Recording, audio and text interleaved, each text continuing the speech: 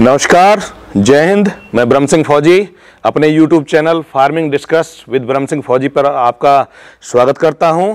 और दोस्तों, आज आए हैं हम एक पिग फार्म पे जो कि काफ़ी एक्सपीरियंस हैं और काफ़ी दिन से जो है अपना फार्म कर रहे हैं। आइए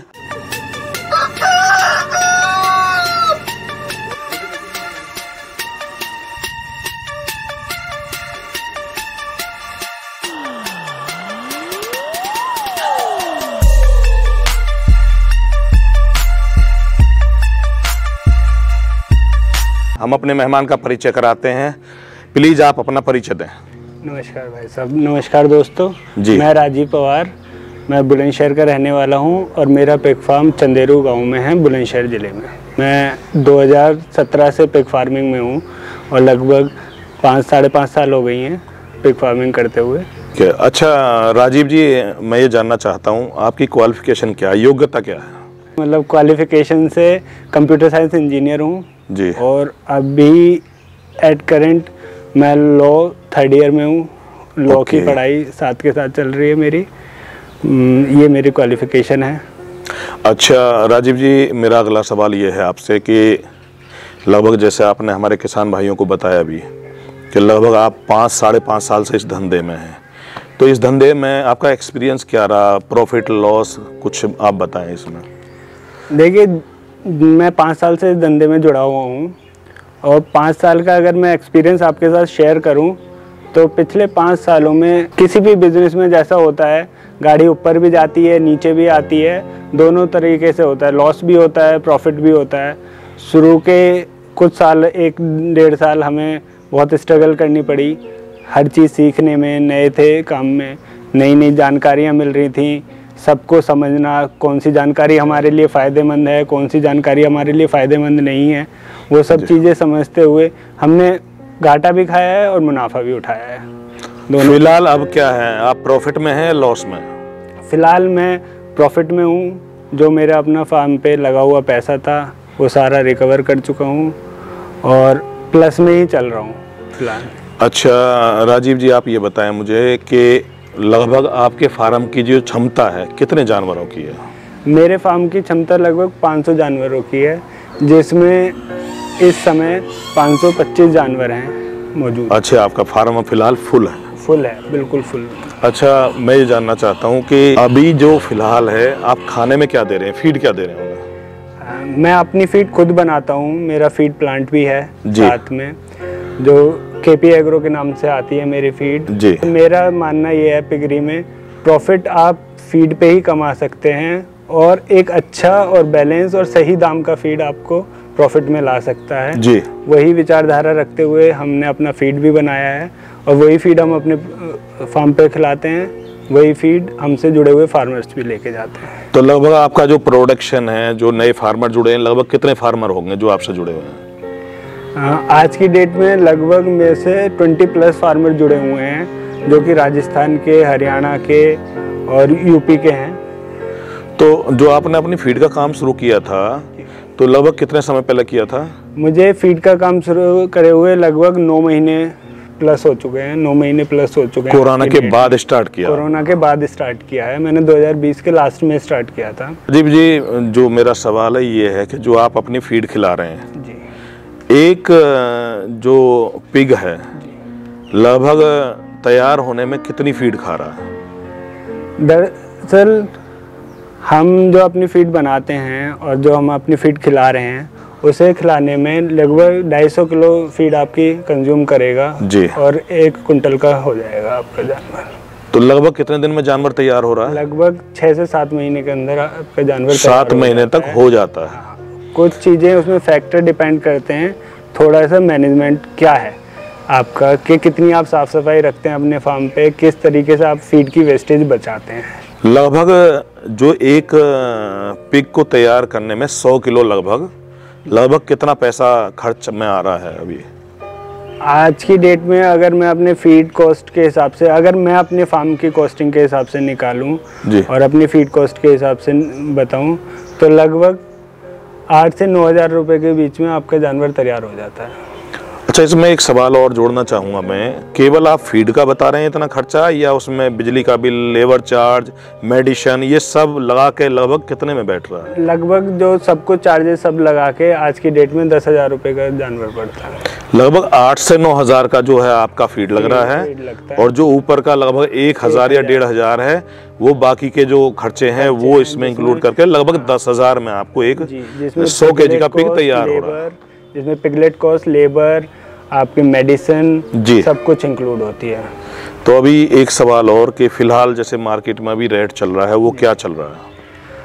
अभी कुछ महीने पहले तक रेट काफ़ी डाउन था, थोड़ा बुरी दौर से निकल रही थी पिगरी, लेकिन अभी पिछले 1 हफ्ते से 2 हफ्ते से रेट काफ़ी अच्छा हो चुका है। आज की डेट में 140-45 के रेट मिल रहे हैं। जैसा कि आपने बोला कि पिगरी बुरे दौर से गुजर रही है जी, तो इसमें क्या कारण है जिनकी वजह से आप ये शब्द इस्तेमाल? कि पिछले कुछ समय में इंडिया में एक ASF वायरस होता है पिगरी के लिए, जैसे आप जानते हैं, अफ्रीकन स्वाइन फीवर, वो काफ़ी तेजी के साथ फैला है। नॉर्थ के इलाके में भी काफ़ी तेजी के साथ फैला है, हरियाणा, पंजाब में काफ़ी ज़्यादा उससे मोर्टिलिटी हुई है, जानवरों में मृत्यु दर बढ़ी है, बहुत ज़्यादा बढ़ी है जी। तो उस वजह से, उसकी वजह से पिगरी में थोड़ा बुरा समय आया पिछले कुछ समय के लिए हाँ, पिछले 2-3 महीने के लिए, 2-3 महीने के लिए।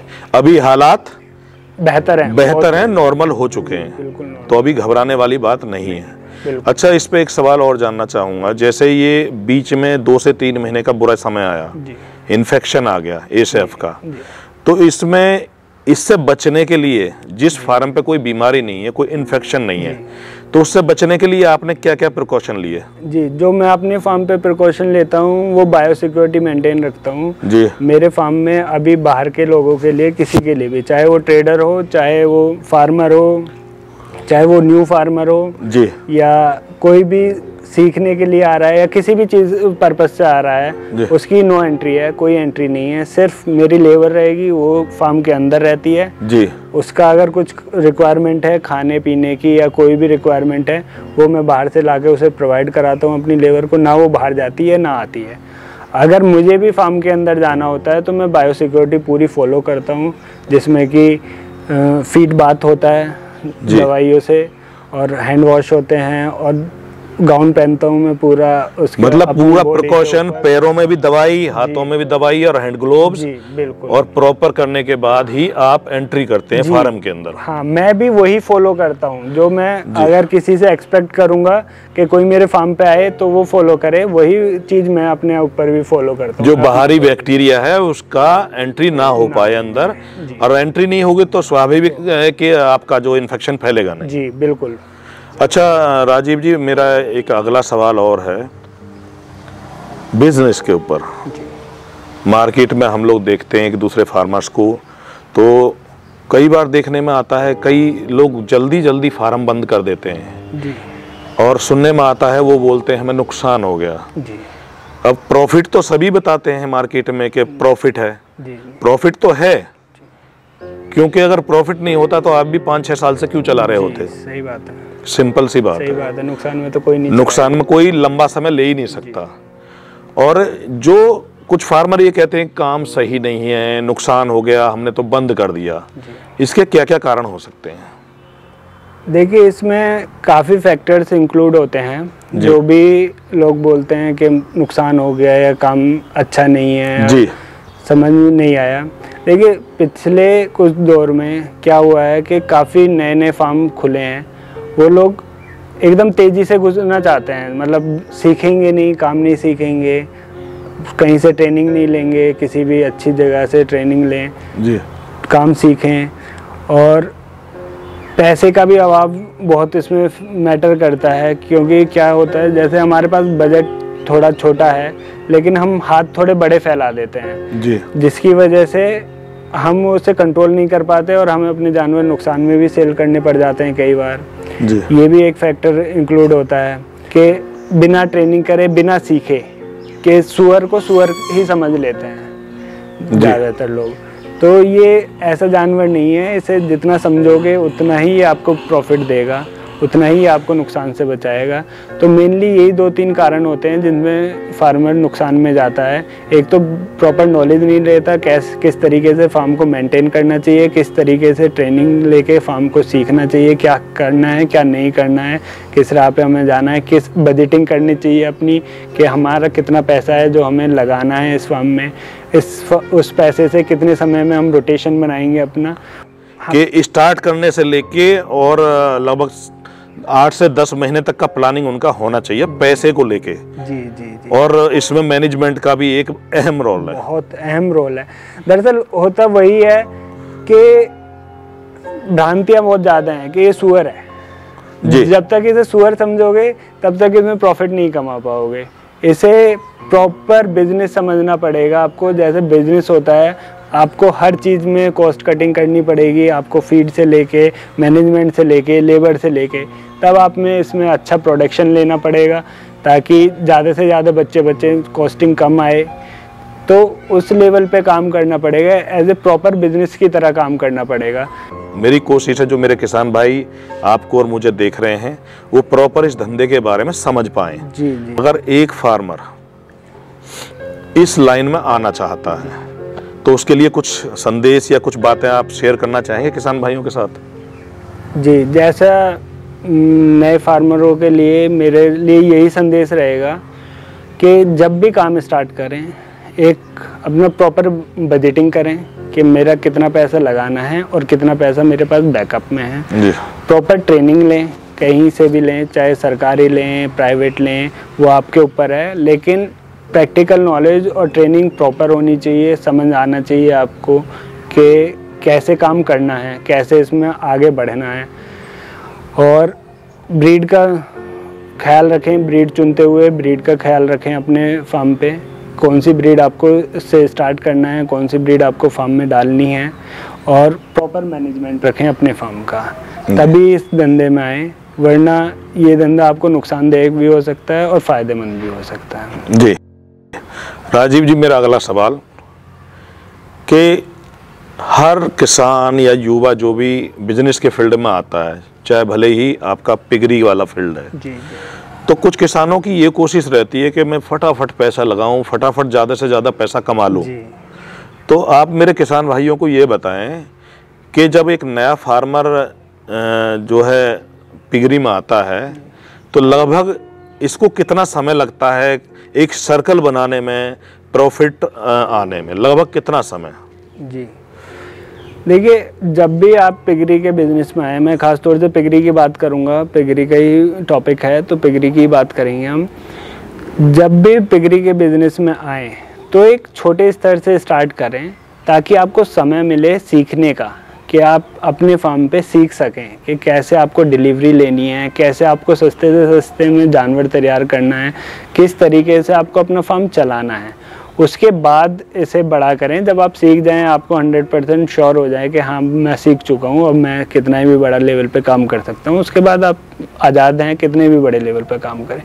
और रही सर्कल की बात, जैसे सर्कल घूमने के लिए लगभग 1.5 साल लगता है इसमें पूरा पैसा आपको रोटेशन में लाने के लिए, क्योंकि आप अपने जानवर खरीद के लाते हैं, उसे प्रोडक्शन लेते हैं, उसे तैयार करते हैं, मार्केट में सेल आउट करते हैं। तो इस पूरे प्रक्रिया में लगभग 1.5 साल का समय लगता है आपको पूरे सर्कल में आने के लिए। जी राजीव जी, बहुत बहुत धन्यवाद आपका। आप हमारे YouTube चैनल पर आए और आपने बहुत जानकारियाँ शेयर की। किसान भाइयों, कुछ चीज़ें मैं बताना चाहता हूँ आपको, जैसा राजीव सर के साथ मेरा डिस्कस भी हुआ है और आप भी सुन रहे हैं। आप पिगरी में आ सकते हैं, लेकिन इस बिज़नेस में आपको धैर्य होना बहुत ज़रूरी है। जो कमाई के साधन डेवलप होते हैं वो आपका 1 से 1.5 साल लगभग हो जाता है। उसके बाद ये आपका एक सर्कल रूटीन आता है, उसी में आपको फिर थोड़ा सा प्रॉफिट शुरू हो जाता है। ऐसा नहीं है कि इकट्ठा प्रॉफिट आ जाएगा। और इसमें आपको एक सलाह और देना चाहूँगा कि आप फार्म का स्ट्रक्चर बना लेते हैं और जो जानवर हैं फर्स्ट में वो लेके आ जाते हैं, तो यहीं पे आपका खर्चा ख़त्म नहीं होता। जब आपके फीमेल से प्रोडक्शन आती है, डिलीवरियां होती हैं, बच्चे आते हैं, तो उनको तैयार करने के लिए भी आपके पास पैसा होना चाहिए। जैसा कि राजीव जी ने बताया कि लगभग आज की डेट में लगभग 9 से 10 हज़ार रुपये का लगभग खर्चा आ रहा है एक पे। अगर आपकी फीमेल 10 हैं फॉर एग्ज़ाम्पल, और 10 के हिसाब से अगर 10 बच्चा भी एक फ़ीमेल देती है तो 100 बच्चे होते हैं, और 100 बच्चों को तैयार करने के लिए 10,000 गुणा 100 कर लीजिए। जितना अमाउंट बनता है उतना पैसा आपके पास होना चाहिए। और जैसा कि राजीव जी से हमारा डिस्कस हुआ है, आपने भी सुना है, फार्म बंद होने के जो कारण हैं वो ये हैं, या तो उनका मैनेजमेंट सही नहीं है, या फिर उनकी ब्रीड की क्वालिटी अच्छी नहीं है, या फिर वो प्रॉपर अपने फार्म पे ध्यान नहीं दे पा रहे हैं, या जब उन्होंने बिजनेस स्टार्ट किया था तो एग्जाम्पल देना चाहूँगा कि 5 लाख रुपए शुरू में खर्च कर दिए और 5 लाख 20 तक ही, 4 महीने के बच्चे होने तक ही वो पैसा ख़त्म हो जाता है। उसके बाद एक नए फार्मर के पास पैसा नहीं रहता और उसकी जो है परेशानियाँ बढ़ने लगती हैं, और उन बच्चों को सस्ते दामों में सेल करने लगते हैं। फिर वहीं उसको जो है लॉस भी होता है और उसका पैसा भी ख़त्म हो जाता है। फिर वो अपनी कमियों को किसी को नहीं बताता, फिर यही कहता है कि धंधा सही नहीं है। लेकिन मेरे भाई ऐसा नहीं है। आप पूरा प्लानिंग चार्ट बनाएं कि मुझे शेड में कितना लगाना है, जानवर कितने के खरीदने हैं, और प्रोडक्शन लेने के बाद जो बच्चे आएंगे उनको खाना खिलाने के लिए मुझे पैसा चाहिए। और इसमें सबसे बड़ी बात, इस बिज़नेस में धैर्य होना बहुत ज़रूरी है, क्योंकि 1 से 1.5 साल लगभग लग ही जाता है। तो जैसा कि राजीव जी ने बताया, आपने सुना होगा, और जो राजीव जी के द्वारा दी गई जानकारी और हमारे द्वारा की गई कोशिश अगर आपको अच्छी लगी हो तो हमारी वीडियो को लाइक करें, शेयर करें, सब्सक्राइब करें, घंटी के बटन को जरूर दबाएं, और अपने किसान भाइयों में भी शेयर करें ताकि लोग ज़्यादा से ज़्यादा नॉलेज ले सकें। नमस्कार, जय हिंद।